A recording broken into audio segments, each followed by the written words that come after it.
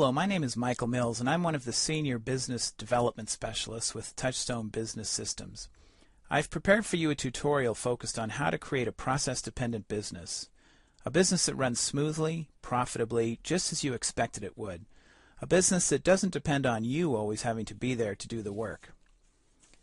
Many of you listening to this have probably already read Michael Gerber's book, The E-Myth Revisited, Why Most Businesses Fail and What to Do About It. If you haven't, I highly recommend it. In the E-Myth book it says, and I paraphrase, every frustration in your business is the result of a lack of a system, that if it were there, you would no longer have that frustration. This is very good theory, and it is well presented in the book. So why is it then that so many business owners, after having read the book, and there have been over 1 million copies sold, why is it that they failed to implement systems in their business? One reason is the lack of a systems development plan. If you take what's written in the book literally, the business owner begins to focus on frustrations. They think, well, here's a frustration, I'll create a system for that. Then they see another frustration, and they create a system for that, and so on. There is no systems development plan. There is a focus on frustrations. And how frustrating is that? In most cases, the business owner is sabotaging their intent to systemize their business from the very get-go. A second reason is the lack of a tool to successfully develop and implement systems in your business. In this tutorial, I'm going to discuss how to create a plan for developing systems in your business, and then I'll show you how to actually do that using a clever, inexpensive online tool called the TouchStone Business System. Let's begin by answering the questions, what is a process-dependent business, and why would you want it that way? A process-dependent business is one in which all of the business's activities are done consistently. Business activities are all of the key activities of the business. How you generate leads, how you convert prospects into sales, how you deliver on the promises made in your sales process, how you do your invoicing, your accounts receivable, your accounts payable, how you do your collections, how you recruit, hire, and train. When we talk of business activities, we're talking about all of the key activities in your business. These business activities produce results, and there is a cause and effect relationship with business activities and the results they produce. If they're done consistently, they'll generate consistent and meaningful results. We always hear that business is a numbers game. Well, it's true. If the tasks in your business are done inconsistently, they'll generate inconsistent, meaningless results. The goal is to bring consistency to all of your business activities. You do this by having documented processes. In larger businesses, they're called standard operating procedures, or SOPs. They're used for training new employees, as well as having accountable expectations for existing employees. If something's not going right, you go back to the system to find out why. The results of business activities are tracked and consolidated into reports that are then analyzed and used to make decisions to manage and control the business activities. As a result, you have this cyclical picture, a business in which you're in control rather than a business that is in control of you. You can speed things up, or you can slow things down if necessary. You can proactively guide and control the business's development and achieve reliable expectations.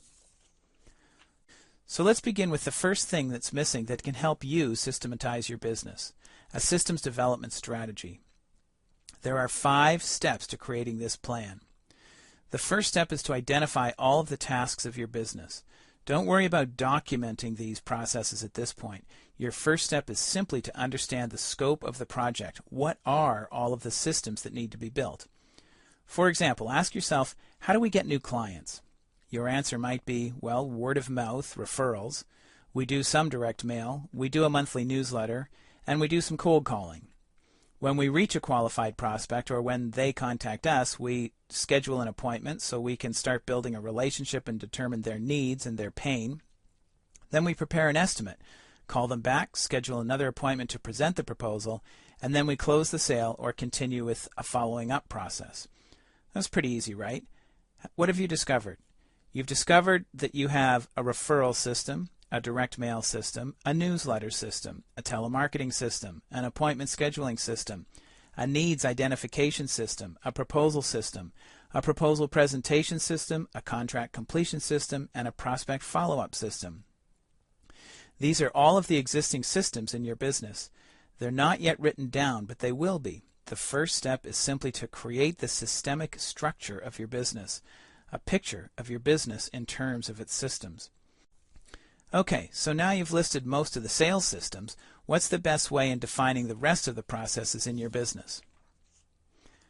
Think of your business as having 4 core functions: getting the business, all of the sales and marketing systems, what we just did; doing the business, which is all about delivering on the promise made in the sales process, systems for client fulfillment, operations, customer services, basically all of the systems that directly relate to what you do for your clients. Then there are all of the activities that go on behind the scenes, like invoicing, paying your bills, collections, hiring, firing, preparing financial statements, budgeting, cash flow projections, essentially all of the financial and administrative systems, as well as your HR and IT functions. We call this running the business.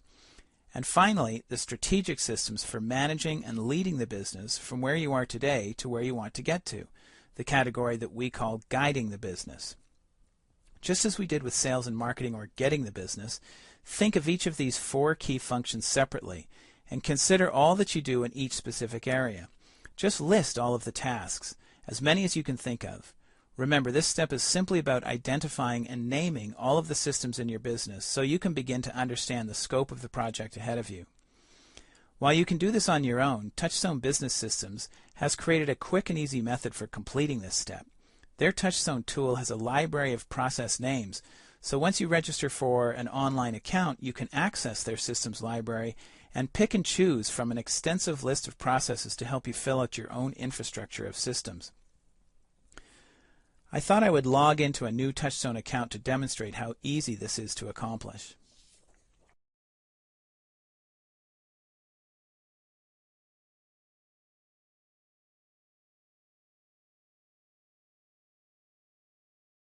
When I first log in, I come to the Control Panel or Home page. I'm going to save the explanation of this part of the program for another tutorial. For the purpose of this tutorial, I'm going to focus on building a database of systems.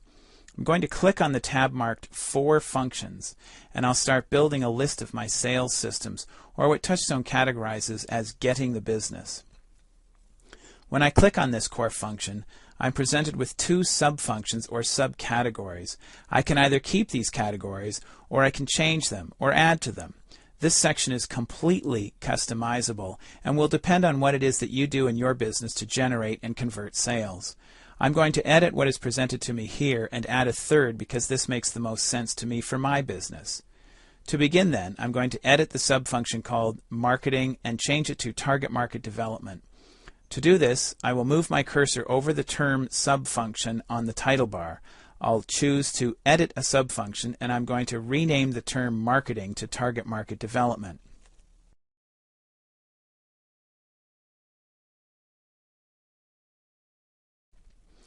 I'm going to add another sub-function, what I'm going to call Advertising and Lead Development.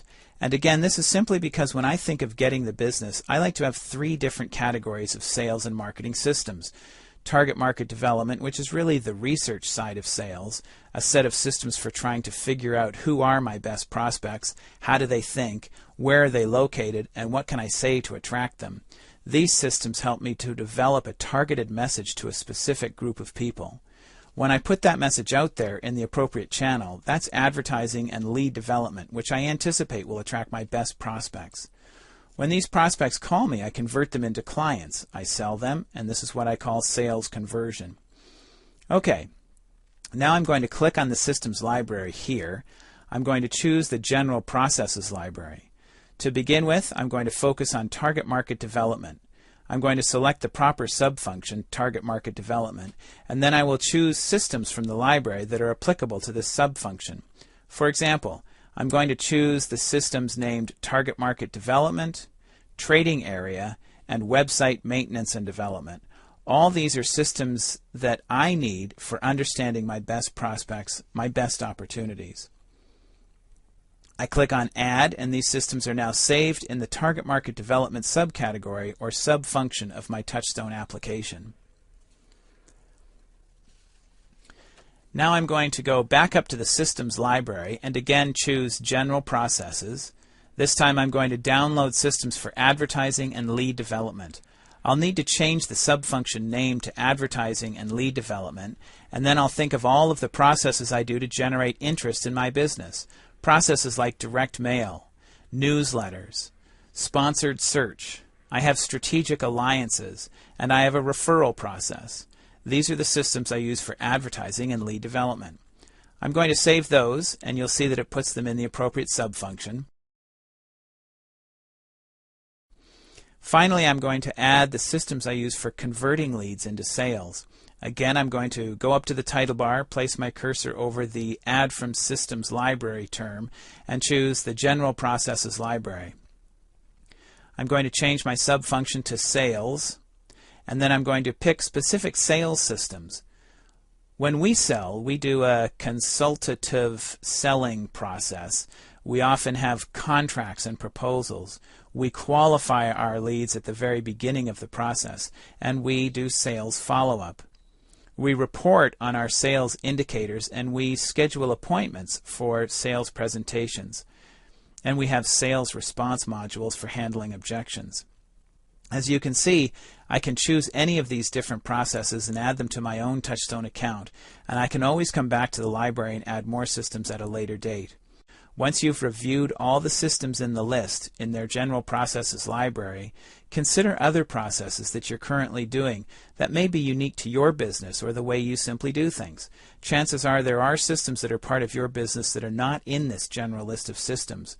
For example, I have a system called Client Fulfillment Calls, a system that is pretty unique to my business. I want to add that process to my sales subcategory or subfunction, so I click on the term Add New Process on the title bar, and I enter the process named Client Fulfillment Calls.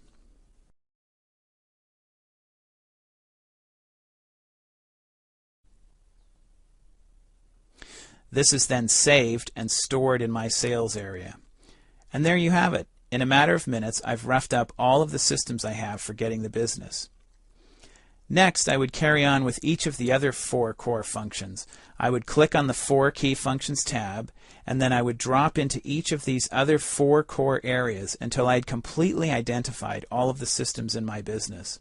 It's as easy as that. In less than an hour, you should be able to have listed all of the different systems in your business and built a very good systemic infrastructure or a systems blueprint of your business. At this point, you will have a list of systems, the systemic structure of your business. This list might be 50 systems or 150 systems, and you'll now be able to see the scope of the project ahead of you. Which brings us to the next step, prioritizing the systems list. I like to use a sort of Stephen Covey approach to this step. I use 3 categories, A, B, and C. All those really critical systems I'll categorize with an A.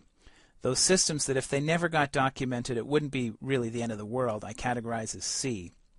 And all the rest get a B. There can be lots of different logic to be applied to this step. You might, for example, be about to hire a new salesperson. If you don't have your sales processes documented, I'd make this a high priority. It's going to make training that salesperson so much easier, and armed with and trained in your sales processes, the salesperson will be that much faster in getting up to speed and making you money. Or maybe you're finding that you're spending too much time bogged down in administrative activities, that if you had the processes documented, you could delegate that activity to someone else in the business, thereby freeing up some of your time to do more high-value activities like sales or client fulfillment. However you prioritize your systems list, the next step is to start writing them using this prioritized list and then managing the writing process. This can be as simple as enrolling others in your business to help you with the writing of your processes, essentially getting their agreement to complete specific systems and then following up with them to make sure the task was accomplished and to review what they've written. Next, you want to implement the documented process. Every time you finish writing a system, put it to use. Once people start using processes, they'll see how useful they are. They'll start thinking systematically, and you'll find that more and more systems will be written by more and more employees in your company. And most importantly, don't forget to monitor and track the results of those employees using the systems. This is really a management function, and depending on how many employees you have, it may mean you, the business owner, is managing all of the functional areas of the business. It's a critical step. It's not a difficult one. It's simply overlooked by most business owners. They think that once they've got the systems in place, that is all there is to it, and they never ask the people running the systems for the results.